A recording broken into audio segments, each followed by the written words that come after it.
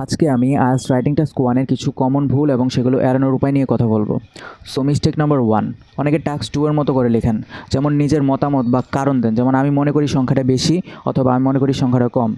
So এখানে এটা না করে আপনি লিখবেন যে শুধু তথ্য রিপোর্ট করবেন, কোনো ব্যক্তিগত মতামত নয়। এবার আসি সেকেন্ড মিস্টেক নিয়ে, সেটা হচ্ছে ওভারভিউ না লেখা। অনেকে ওভারভিউ লেখে না, তাই আলাদা করে ওভারভিউ প্যারাগ্রাফ দিতে হবে যেখানে প্রধান ট্রেন্ড বা ওভারঅল প্যাটার্ন লেখা থাকবে। এবার আসি মিস্টেক নাম্বার 3, অনেকে আছে যে শুধু সংখ্যাটা লিস্ট করেন, যেমন একের পর এক সংখ্যা লিখেন, যেমন 2000 সালে 40%, 2005 সালে 60%। তো এই জিনিসটা ব্যান্ড স্কোর কমিয়ে দেয়। তাই আপনি যেটা করবেন, তুলনা এবং পরিবর্তন দেখাবেন, যেমন 2000 থেকে 2005 সালে সংখ্যাটা 40% থেকে 60%-এ বেড়েছে। এবার আসি প্রশ্ন কপি করা। অনেকে টাস্কে দেওয়া বাক্য হুবহু লিখে ফেলেন, তাই সেটা না করে আপনি যে প্রশ্নটা ইন্ট্রোডাকশনে সেটাকে প্যারাফ্রেজ করে দেবেন। 5 নম্বর মিস্টেক হচ্ছে ভুল টেন্স ব্যবহার করা। আপনি তাহলে এখানে কি করবেন? যদি অতীত বোঝায় তাহলে পাস্ট টেন্স, ভবিষ্যৎ বোঝালে ফিউচার টেন্স, আর বর্তমান বোঝালে প্রেজেন্ট টেন্স, মানে যদি কোনো সাল দেয়া না থাকে তাহলে প্রেজেন্ট টেন্স। ঠিক আছে? এবার আসি, অনেকে জটিল শব্দ ভুলভাবে ব্যবহার করেন।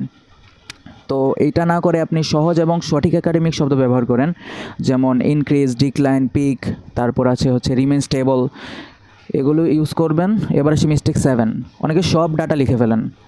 এটা না করে আপনি শুধু কী ফিচারগুলো লিখবেন, যেমন সবচেয়ে বড় কোনটা, ছোট কোনটা, দ্রুত বৃদ্ধি কোথায় হয়েছে, সবচেয়ে কম কোনটা, এগুলো বেছে বেছে লিখবেন।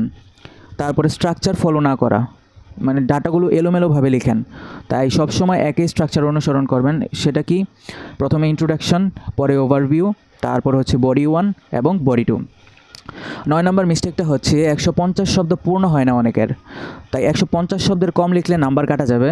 তো সেই ক্ষেত্রে আমি সাজেস্ট করবো 160 থেকে 180 শব্দের মধ্যে লেখার চেষ্টা করবেন। এবার মিস্টেক নাম্বার 10, ভুল তুলনা বা ডাটা ভুল পড়া। অনেকে আছে যেটা কম দেয়া সেটাকে বেশি লেখেন, আর যেটা বেশি দেয় সেটাকে কম লেখেন। তাই লেখার আগে আপনি ডাটাটা ভালোভাবে চেক করে নেবেন। তো আপনাদের সবার উদ্দেশ্যে একটা পরামর্শ থাকবে আমার, সেটা হচ্ছে প্রথমে ইন্ট্রোডাকশন লিখবেন, পরে ওভারভিউ, তারপর হচ্ছে বডি 1, বডি 2। আর ইন্ট্রোডাকশনে আপনি প্রশ্নটাকে প্যারাফ্রেজ করে দেবেন, এবং হচ্ছে যে বডি 1 এবং বডি 2-তে আপনি কম্প্যারিজন করবেন এবং কী ফিচারগুলো লিখবেন, তাহলে দেখবেন আপনার ব্যান্ড স্কোর বেড়ে যাবে। আর 24 তারিখের বেচে যারা জয়েন হতে চান তারা আমাকে খুব তাড়াতাড়ি নক দিন। আমি 24 তারিখ থেকেই বেচটা স্টার্ট করব, রাইটিং এবং স্পিকিং ব্যাচ।